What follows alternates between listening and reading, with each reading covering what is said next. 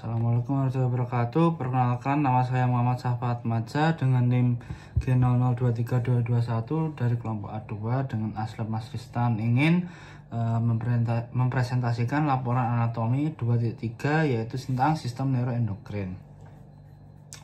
Yang pertama, saya akan menjelaskan area Brodmann. Saya akan menjelaskan masing-masing areanya dan beserta fungsinya. Ini untuk gambaran anatomisnya, lalu ini penjelasannya. Yang pertama ini area 4 atau area motorik primer atau gyrus prasentralis. Gunanya untuk mengontrol gerakan volunteer wajah dan ekstremitas berkaitan dengan traktus piramidalis. Lesi di sini yaitu paresis. Terus lanjut area selanjutnya area 6 yaitu area motorik sekunder atau gyrus postcentralis. Gunanya untuk mengendalikan gerakan volunteer berkaitan dengan traktus ekstra piramidalis. Nah, lesi di sini ialah apraksia. Misal otot manus kontraksi untuk menggenggam gelas atau motorik primer. Nah, gelasnya tidak akan jatuh bila kontraksi otot manus dapat dipertahankan atau motorik sekunder. Lalu lanjut area 312. Pada area ini adalah area sensorik primer untuk mengenali sumber, kualitas, dan kuantitas dari suhu, nyeri, dan raba tekan. Lalu lanjut area 43, area gustatorik untuk mengenali rasa melalui indera pengecapan. Lanjut area 44-45, area ini adalah area bicara motorik atau area Broca untuk mengontrol aspek bicara motorik. Lesi pada area Broca menyebabkan seorang dapat memahami isi bacaan namun tidak dapat memberikan respon atau afasia motorik. Lanjut ke area 39, 40, dan 22, area bicara sensorik atau Wernicke untuk pengolahan, pemahaman, dan interaksi bahasa baik lisan maupun tulisan. Lesi pada area Wernicke menyebabkan seseorang tidak dapat memahami isi pembicaraan namun bisa berbicara sehingga responnya nggak akan selaras dengan pembicaraan. Sini ya. Lanjut area 41-42. Area ini adalah area auditori primer untuk kemampuan menerima rangsang suara. Bila lesi terjadi akan terjadi penurunan pendengaran. Lalu area 22. Area 22 adalah area auditori sekunder, area interpretasi dan asosiasi pendengaran. Bila lesi disebut afasia Wernicke atau afasia sensorik dan juga bisa disebut juga afasia reseptif. Lanjut ke area 17. Area 17 adalah area visual primer atau visur calcarina, kemampuan menerima rangsang cahaya atau melihat. Bila lesi dapat muncul hemanopsia, himonim kolateral. Terus area 18-19, area ini adalah area visual sekunder, yaitu persepsi visual kompleks seperti warna, gerak, arah objek.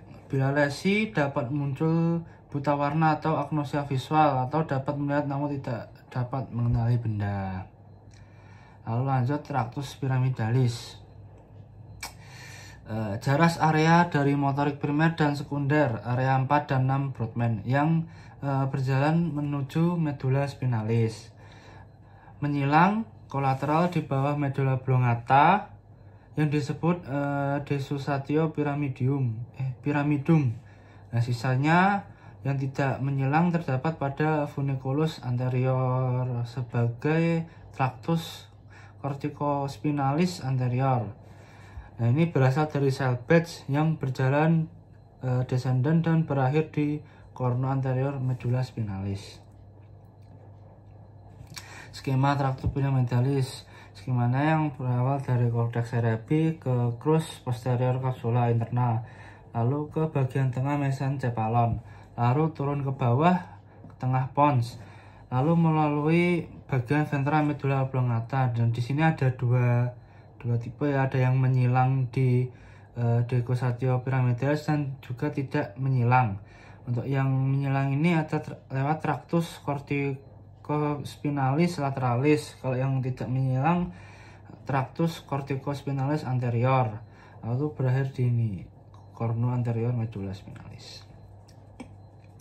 Tractus extrapyramidalis. Tractus pyramidalis ialah dia itu yang menunjang kerja tractus pyramidalis, yaitu pengendali aktivitas motorik yang dicetuskan korteks motorik cerebri dan tractus pyramidalis. Sini terdiri dari tractus vestibularis untuk keseimbangan dan tonus otot, lalu tractus reticulospinalis lateral dari pons, terus tractus reticulospinalis lateral dari medulla oblongata, lalu lanjut tractus tectospinalis dari mesencephalon menuju medulla spinalis. Terus kalau pada bayi masih belum sempurna, jadi dia tuh nggak bisa memegang dan mempertahankan benda-benda lunak yang ada di tangannya. Lanjut encephalon. Encephalon ini terdiri dari berapa bagian?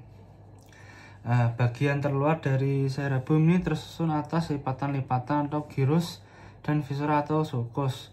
Untuk gyrus bagian yang menonjol itu atau rigi. Gyrus adalah bagian yang menonjol atau bisa disebut rigi. Lalu viscera atau sulcus bagian cekungan. Terus itu dibagi menjadi beberapa lobi oleh sulci yang besar. Pertama sulcus contralis atau viscera rolandi. Di antara gyrus pracentralis dan postcentralis memisahkan lobus frontalis dan parietalis. Terus lanjut sulcus lateralis cerebri sylvi atau viscera sylvi, itu yang memisahkan lobus temporalis dari lobus frontalis dan parietalis. Lanjut sulcus parieto-occipitalis, yaitu sulcus yang memisahkan lobus parietalis dan lobus occipitalis. Lanjut sulcus calcarina, yaitu berada di fasias medial hemispherium cerebri yang berawal dari bawah ujung posterior corpus callosum hingga polus occipitalis, dan banyak korteks visual primer di sini. Lanjut ada gyrus placentalis, yaitu di antara sulcus placentalis dan sulcus centralis. Lalu gyrus frontalis. Gyrus frontalis superior, di superior sulcus frontalis superior. Lalu gyrus frontalis medius di antara sulcus frontalis superior et inferior. Lanjut ada gyrus frontalis inferior, yaitu di inferior sulcus frontalis inferior. Ada juga gyrus procentralis yang terletak di antara sulcus centralis dan sulcus postcentralis. Lalu gyrus parietal superior dan inferior dipisahkan oleh sulcus yang bernama intraparietalis. Terus gyrus temporalis superior yang dia tuh berada di inferior sulcus lateralis, lalu di superior sulcus temporalis superior. Gyrus temporalis medius yang berada di antara sulcus temporalis superior et medianus. Lalu gyrus temporalis inferior yang berada di inferior sulcus temporalis medianus. Lalu gyrus occipitalis superior dan gyrus occipitalis inferior. Gyrus occipitalis superior inferior itu dipisahkan oleh sulcus yang bernama occipitalis lateralis.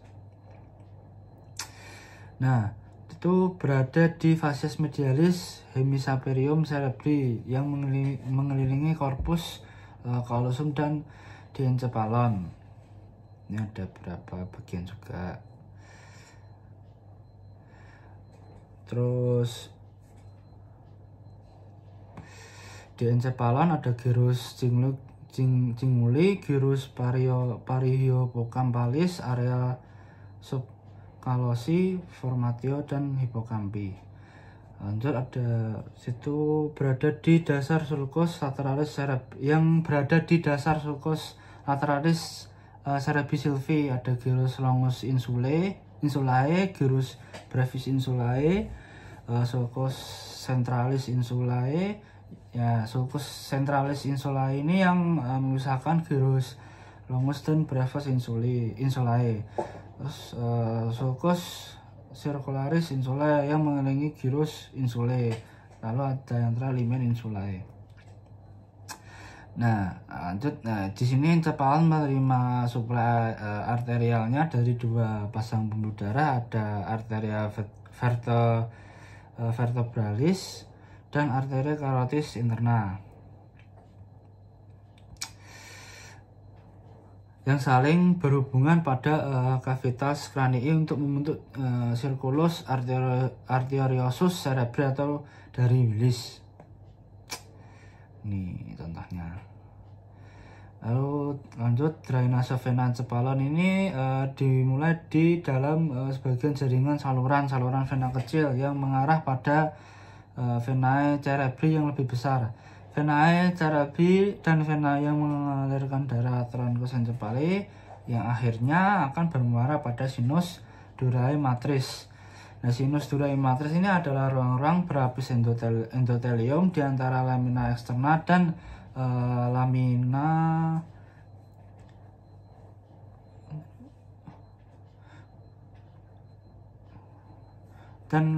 interna dura meter, yang akhirnya akan mengarah pada vena jugularis interna, yang juga akan bermuara pada sinus durae matris adalah venae diploicae yang berjalan di antara tabula interna dan tabula eksterna tulang kompakta pada atap kavitas kranii, dan venae emissariae yang lewat dari sisi luar kavitas kranii ke durae matris. Lanjut, medulla spinalis. Sini saya akan membahas struktur eksterna, interna, dan plexusnya. Struktur eksterna. Di struktur eksterna ini terdapat viscera media anterior, lalu sulcus mediana posterior, terus ada sulcus anterolateris atau tempat keluarnya radix anterior, terus sulcus posterolalateralis atau tempat keluarnya radix posterior. Lanjut ke struktur interna medulla spinalis. Di sini ada substansia alba. Substansia alba itu adalah dia tuh kayak warnanya putih karena isinya ada serabut saraf yang terselubung menyelin.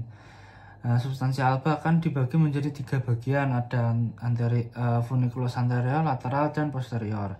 Terus lanjut substansia grisea. Substansia grisea ini warnanya abu-abu karena didominasi oleh badan sel saraf. Nah, di tengahnya substansi grisea ini terdapat canalis centralis. Di sini canalis centralis yang nantinya akan terisi LCS hingga ke ventriculus terminale. Lanjut membahas plexus.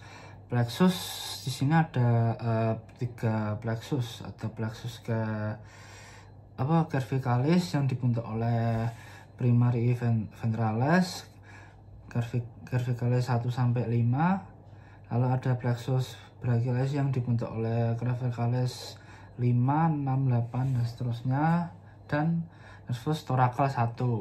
Lalu ada plexus lumbosacralis. Di sini ada 3 plexus lagi, ada lumbalis, sacralis, dan coccygeus. Lanjut, nervus cranial. Di sini ada beberapa nervus dari nervus 1, 2 ini untuk opticus, 3, 4, 5 dan seterusnya.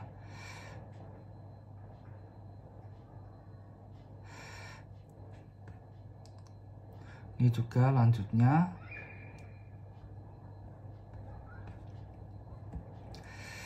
Lalu nervus olfactory, ya, nervus yang pertama itu aferenya SA. Dia tuh keluar dari lamina tulang ethmoidale. Lalu nervus 2 keluar dari canalis opticus. Lalu nervus 3 keluar dari viscera orbitalis superior. Lalu nervus 4 keluar dari viscera orbitalis superior. Nervus 5 viscera ini keluar dari viscera orbitalis superior divisi ophthalmicus atau V1, foramen rotundum nervus maxillaris V2, lalu foramen ovale divisi mandibularis atau V3. Lanjut ada nervus abscondens keluar dari viscera orbital superior, terus nervus facialis dari foramen stylomastoideum atau nervus meninggalkan cavitas cranii melalui meatus acousticus internus dan memberi cabang pada canalis facialis temporalis sebelum keluar melalui foramen stylomastoideum. Cabang-cabang ini akan meninggalkan kranium melalui viscera dan canalis. Terus nervus vestibulo-cochlearis. Nervus ini meninggalkan cavitas cranii melalui meatus acousticus internus. Lalu ada nervus glossopharyngeus keluar dari foramen jugulare. Lalu nervus vagus keluar dari foramen jugulare. Lalu nervus accessorius keluar dari foramen jugulare. Nervus hypoglossum dari canalis hypoglossi. Ini contoh gambarnya. Tadi ada nervus olfactory, ophthalmicus, nervus maxillaris dan lain-lain. Ini untuk ini gambar nervi carneus pada basis encepali. Lanjut circulus anterosus wilisi. Ini untuk gambar anatominya dari tampak inferior. Di sini. Lalu jalur penglihatan. Penglihatan nasal atau nasal fields akan diterjemahkan oleh retina bagian temporal atau temporal hemiretina. Sebaliknya, penglihatan temporal atau temporal fields akan diterjemahkan oleh retina bagian nasal atau nasal hemiretina. Nervus opticus bagian nasal akan menyilang di chiasma opticum. Nah, nervus opticus bagian temporal tidak akan menyilang di chiasma opticum. Nih, kalau yang menyilang ini chiasma, yang tidak yang menyilang ini optikus bagian nasal. Kalau yang optikus bagian temporal tidak menyilang. Ini untuk optik chiasm, tempat menyilangnya optikus bagian nasal. Otot mata akan menjelaskan masing-masing otot dan fungsinya. Ini untuk pertama ada elevator palpebra superior. Terus fungsinya tuh untuk elevasi palpebra superior. Lalu rectus superior untuk elevasi, adduksi, rotasi medial bulbus oculi. Lalu rectus inferior untuk depresi, adduksi, rotasi lateral dan bulbus oculi. Rectus medialis untuk adduksi bulbus oculi.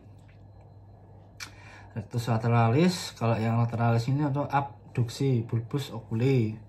Lalu obliquus superior yang berfungsi untuk depresi, abduksi, rotasi medial bulbus oculi.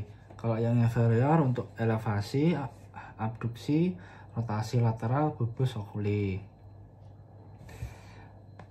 Nah, ini untuk gambar lebih jelasnya untuk rectus superior. Nah, rectus superior itu melihat ke lateral dan atas. Kalau inferior melihat ke lateral dan bawah. Kalau lateralis jelas ke lateral. Kalau medialis melihat ke medial. Untuk melihat ke medial dan atas bisa dilakukan oleh musculus obliquus inferior. Kalau yang superior di bawah, melihat medial dan bawah. Saraf otonom. Saraf otonom ini ada dua, simpatis sama parasimpatis. Kalau simpatis ini ya distribusinya dia di segmennya ada di thoracolumbar, yaitu di kulit kelenjar keringat, musculus erector pili, jaringan adiposa, otot polos, pembuluh darah. Kalau parasimpatis di segmen kraniosakral yang terbatas pada kepala dan organ dalam dada, perut, dan panggul, dan beberapa pembuluh darah. Lokasi preganglionik. Kalau di simpatis ini ada cornu lateralis atau nucleus intermediolaterales cornu lateralis mediospinalis di atau NILCLMS atau segmen medula spinalis segmen T1 sampai L2 atau thoracal lumbal. Kemudian menuju ganglia truncus sympathicus atau ganglion preventralis. Kalau yang parasintesis ini nukleus saraf kranial 3, 7, 9 dan 10 dan substansia grisera medula spinalis segmen S2 dan S4 atau craniosacral menuju ke ganglion terminalis. Panjang akson simpatis ini neuron preganglion memiliki akson pendek dan neuron postganglionik aksonnya panjang. Kalau parasintesis neuron preganglionnya memiliki akson panjang dan postganglionik aksonnya pendek. Neurotransmitter simpatis neuron preganglionnya melepaskan asetilkolin atau ACH, sedangkan neuron postganglionnya melepaskan neuropinervin atau NE. Kalau parasimpatis preganglion dan postganglionnya hanya melepaskan ACH. Efek fisiologis dari simpatis ini adalah fight or flight, dan parasimpatis adalah rest and digest sama red and take up. Modalitas saraf kranial. 7 tipe modalitas atau komponen nuklei nervi cranialis. Yang pertama ada GSE atau general somatic efferent, yaitu motorik untuk otot skelet umum. GFE general visceral efferent, autonom parasimpatis atau kelenjar dan pupil. SVA spesialis visceral efferent, motorik untuk otot skelet yang berasal dari brachial arch atau otot pengunyah atau mimik, atau musculus sternocleidomastoideus dan musculus trapezius, otot laring dan paring.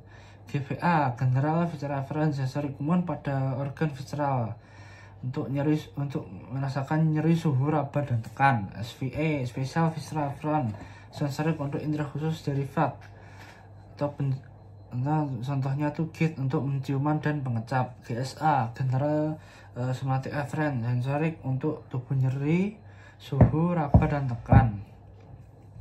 SSA special somatic efferent, sensorik untuk indera khusus dari tubuh atau soma, contohnya untuk visual, keseimbangan dan pendengaran. Nervous ini tadi udah. Thank you. Sekian dari presentasi saya. Jika ada kesalahan mohon dimaafkan.